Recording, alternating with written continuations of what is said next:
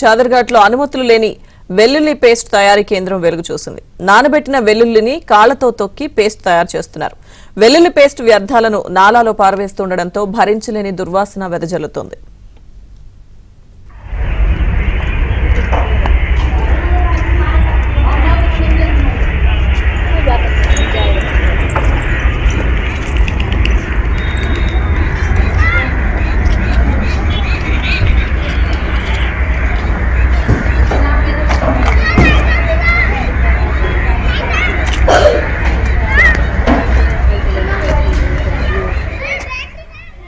మొదట్లో మూసి నుంచి వచ్చే దుర్వాసనగా భావించిన స్థానికులు దానిపై దృష్టి సారించారు. దీంతో అక్రమంగా వెల్లుల్లి పేస్ట్ తయారు చేసే కేంద్రం బయటపడింది. ఇలాంటి వెల్లుల్లి పేస్ట్ వినియోగిస్తే అనారోగ్యాన్ని కొని తెచ్చుకున్నట్లే అని వారు ఆందోళన వ్యక్తం చేస్తున్నారు.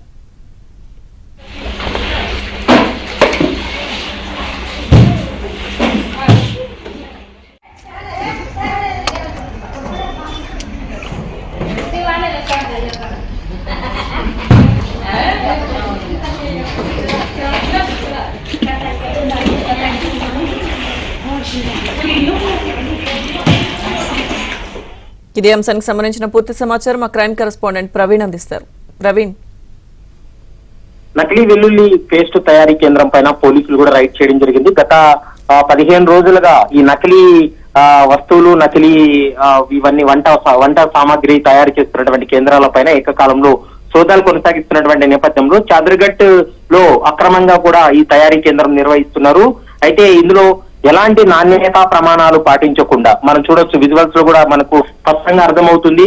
వెల్లుల్లి పేస్ట్ తయారు చేసేటువంటి క్రమంలో వాళ్ళను ముందుగా నియమించుకున్నటువంటి కార్మికుల ద్వారా అక్కడ కాళ్ళతో తొక్కుతూ వాటన్నిటిని కూడా అపరిశుభ్రంగా కూడా ఈ తయారీ చేస్తున్నటువంటి పరిస్థితి కనపడుతుంది. దీంతో అక్కడ ఉన్నటువంటి స్థానికులకు అనేక అనుమానాలు రావడంతో స్థానిక పోలీసులు కూడా సమాచారం ఇవ్వడం జరిగింది. దీంతో పోలీసులు కూడా అక్కడికి వెళ్లి రైడ్ చేసినటువంటి పరిస్థితి కనపడుతుంది.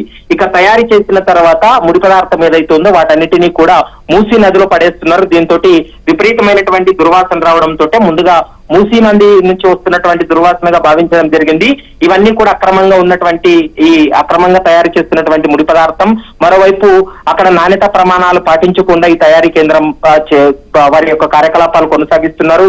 ముఖ్యంగా ఇదంతా కూడా ఒక నకిలీ ప్రాడక్ట్లన్నీ కూడా వీళ్ళు సేల్ చేస్తున్నారు. ఎందుకంటే ఈ తయారీ అయిన తర్వాత కూడా బ్రాండెడ్ కంపెనీల పేరుతోటి వాటిని ముద్రించి బహిరంగ మార్కెట్ లో అమ్మకాలు చేస్తున్నట్లు కూడా ప్రస్తుతం పోలీసులు కూడా గుర్తించడం జరిగింది. దీనిపైన పూర్తి స్థాయిలో పోలీసులు ఇన్వెస్టిగేషన్ కూడా కొనసాగిస్తున్నారు. ముఖ్యంగా ఈ తయారీ కేంద్రం యజమాని ఎవరైతున్నారో అతను ప్రస్తుతం పరారీలో ఉన్నట్లు మనకు సమాచారం అందుతుంది. లక్ష్మీ దుర్గా. Right, thank you Praveen.